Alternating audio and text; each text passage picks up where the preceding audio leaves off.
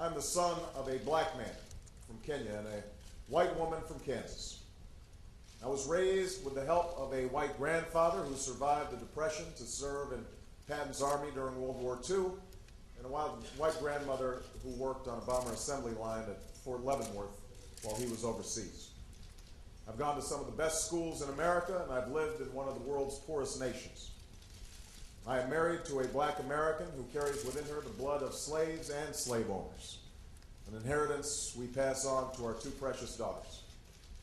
I have brothers, sisters, nieces, nephews, uncles, and cousins of every race and every hue scattered across 3 continents, and for as long as I live, I will never forget that in no other country on earth is my story even possible.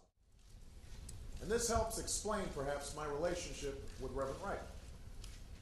As imperfect as he may be, he has been like family to me. He strengthens my faith, officiated my wedding, and baptized my children.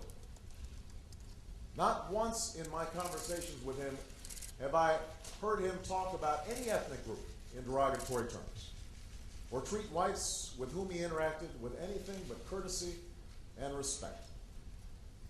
He contains within him the contradictions, the good and the bad, of the community that he has served diligently for so many years.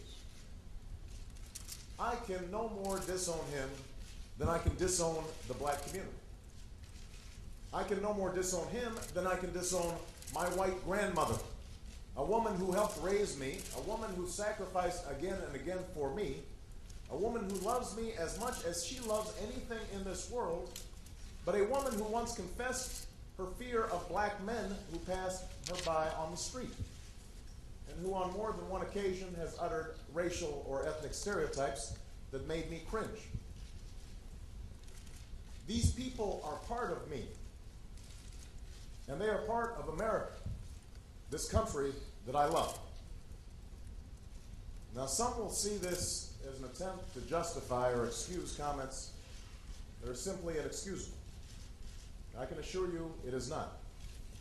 And I suppose the politically safe thing to do would be to move on from this episode and just hope that it fades into the woodwork.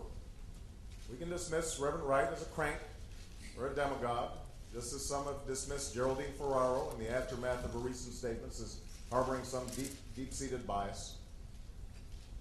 But race is an issue that I believe this nation cannot afford to ignore right now. We would be making the same mistake that Reverend Wright made in his offending sermons about America, to simplify and stereotype and amplify the negative to the point that it distorts reality. The fact is that the comments that have been made and the issues that have surfaced over the last few weeks reflect the complexities of race in this country that we've never really worked through, a part of our union that we have not yet made perfect. And if we walk away now, if we simply retreat into our respective corners, we will never be able to come together and solve challenges like healthcare or education or the need to find good jobs for every American. Ironically, this quintessentially American and, yes, conservative notion of self-help found frequent expression in Reverend Wright's sermons.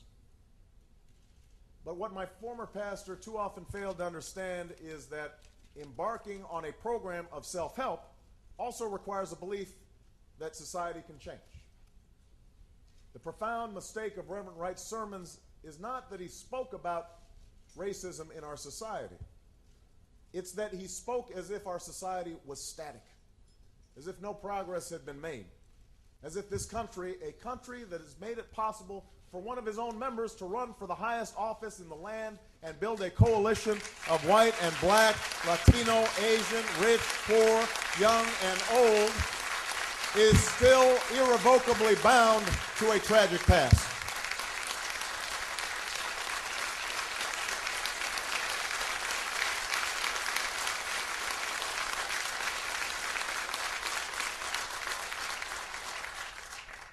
What we know, what we have seen, is that America can change. That is the true genius of this nation. What we have already achieved gives us hope, the audacity to hope for what we can and must achieve tomorrow.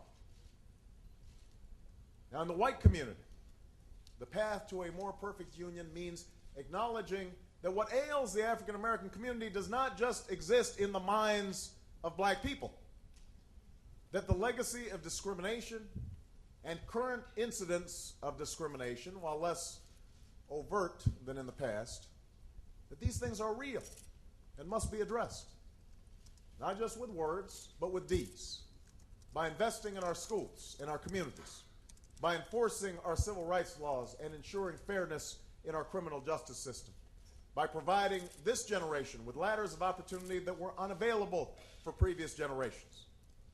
It requires all Americans to realize that your dreams do not have to come at the expense of my dreams, that investing in the health, welfare, and education of black and brown and white children will ultimately help all of America prosper.